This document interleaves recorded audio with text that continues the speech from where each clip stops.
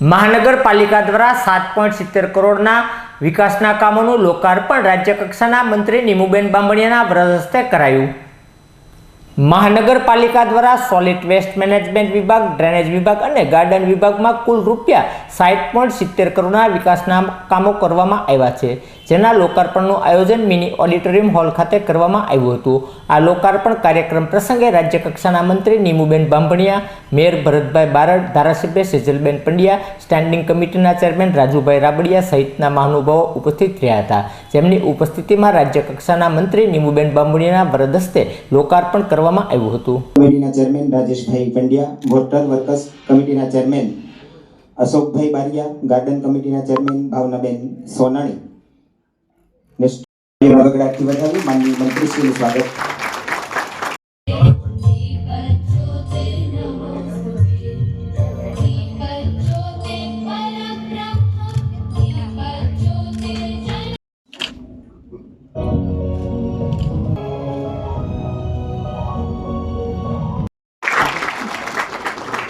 ત્યારબાદ કાર્યપાલક ઇજનેર વઢવાણિયા સાહેબને ભાવનગર મહાનગરપાલિકાના કાર્યપાલક ઇજનેર ફાલ્ગુનભાઈ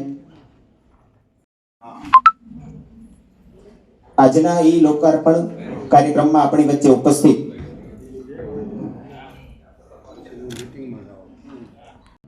₹7.70 જુદા જુદા કામ થયા છે।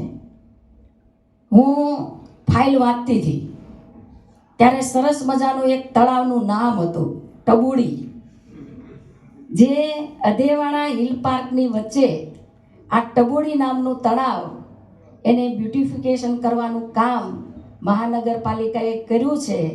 હું મહાનગરપાલિકાને એટલા માટે હૃદયથી અભિનંદન આપું કે આ તળાવ એ બાવળિયાથી ઢંકાયેલું હતું।